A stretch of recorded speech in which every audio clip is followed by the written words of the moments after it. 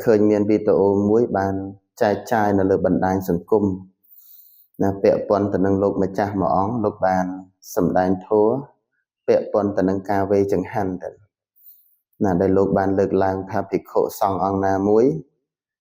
ឆាន់ចង្ហាន់ដែលអាចារ្យមិនបានវេហ្នឹងត្រូវបាត់បរាជិកនៅកន្លែងនេះមិនដូច្នោះទេណាខ្ញុំកណាអាត្មាក៏មិនដឹងថាគុណម្ចាស់បានសិក្សាពីគម្ពីរណាមកទេប្រហែលជាលោកម្ចាស់មានគំនិតគិតយល់ដោយខ្លួនឯងច្រើនជាងទៅនៅកន្លែងហ្នឹងគុណម្ចាស់ញាតិញោមអាចទៅមើលនៅក្នុងវិន័យ3ដកលេខ4ទំព័រ146ទៅនៅក្នុងហ្នឹងគឺមានទាំងបទបញ្ញត្តិមានទាំងអនុបញ្ញត្តិបទបញ្ញត្តិហ្នឹងបានពោលថាយោបនភិក្ខុអតិន័ងមុខទ្វារੰ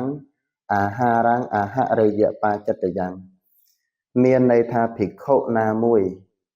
លេបនៅអាហារតាមទ្វារមាត់ជាអាហារដែលគេមិនបានប្រគេនត្រូវអាបត្តិបាចិត្តយៈ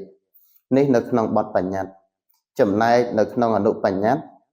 បានពោលថាយោបនភិក្ខុអតិន័ងមុខទ្វារੰអាហារੰអាហរិយៈអញ្ញត្រៈឧតកៈតន្តបោណាបាចិត្តយ៉ាងមានន័យថាភិក្ខុណាមួយ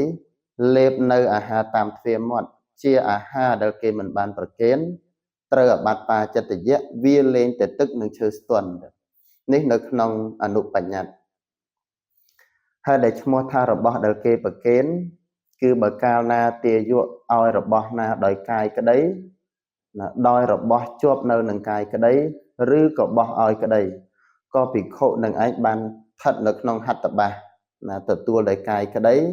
ដោយរបស់ជាប់នឹងកាយក្តីអានឹងឈ្មោះថារបស់ដែលគេប្រគេនចំណែកអាហារគឺរបស់ណាដែលគួរលេបទៅបានរបស់នឹងឈ្មោះថាអាហារនឹងគឺមានប៉ុណ្ណឹងទាំងសូមកណាចំចាស់ញាតិញោមបានជ្រាប